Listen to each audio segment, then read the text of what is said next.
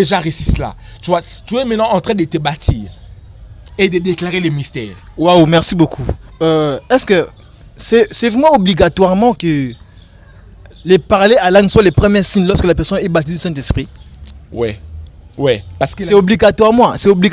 Ouais, c'est obligatoire parce que la Bible en fait nous prouve à chaque fois où les gens ont été baptisés du Saint-Esprit et non reçus le Saint-Esprit, mais baptisés du Saint-Esprit, il a eu les signes de parler. Est-ce que tu peux nous expliquer c'est quoi être baptisé du Saint-Esprit et recevoir le Saint-Esprit?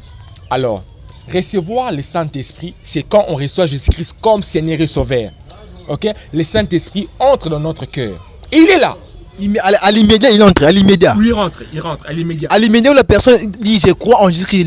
Le Saint-Esprit vient en toi. À l'immédiat. À l'immédiat. Vous êtes sûr? Je suis sûr. Maintenant,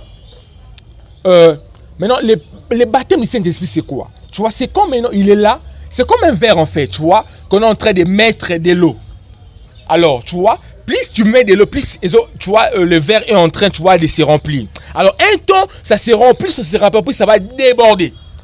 Tu vois, et là maintenant, on appelle la plénitude du Saint-Esprit. Donc, tu es maintenant baptisé du Saint-Esprit. Là maintenant, tu touches un point. Là maintenant, tu veux parler maintenant du processus du Saint-Esprit. Parce que tu parles à un coup, on doit mettre d'abord de l'eau dans une verre. Après, à un moment donné, ça va déborder. Là maintenant, c'est le processus de mettre de l'eau dans... Non, tu vois, de l'eau, mais comment? Quand on est en train de prier, je suis en train de prier, je vais demander que le Saint-Esprit me remplisse, que le Saint-Esprit me baptise. Alors quand je suis en train de prier, que le Saint-Esprit me baptise, et plus je prie, plus je suis en train de monter. Je suis en train de monter, tu vois. Alors, un temps, tu vas plus retenir tes paroles. Tu vas directement commencer à parler en langue. Tu vois, là, c'est un signe qui montre que tu es baptisé. Mais au moins, tu as déjà ton Saint-Esprit en toi. Tu peux avoir le Saint-Esprit, mais ça va être baptisé du Saint-Esprit. Le baptême, tu vois, c'est en hébreu, qui veut dire baptizo, c'est-à-dire être, tu vois, qui veut dire plonger dans, tu vois, être plongé, tu vois. Quand on est rempli du Saint-Esprit, tu vois, on est en fait, comment je dirais, on est mouillé, totalement rempli du Saint-Esprit. Il prend toute la place de notre vie et puis, tu vois quelqu'un commencer à les ribochaquer, à l'ablosséquer. Donc c'est un peu ça. Nous sommes bel et bien dans notre émission Parole de connaissance en train d'évoluer avec l'homme de Dieu Jonathan Yoka qui vient de l'église La Borne. L'homme de Dieu, tu es en train de nous parler sur les parler à langue. Premièrement, tu avais dit que les parler à langue c'est d'abord un signe et puis de deux c'est un don spirituel. Un don spirituel. Est-ce que j'ai une question à vous poser? Est-ce qu'il y a aussi une catégorie de gens qui l'ont comme un signe auparavant, mais ce n'est pas un don pour eux? Est-ce qu'il y a cette catégorie de personnes aussi, des chrétiens? Waouh. Merci beaucoup pour la question. Oui, je dirais oui. Oui, je dirais oui. Il y a des gens qui ont parlé en langue comme signe, mais qui n'ont pas en fait ces dons-là.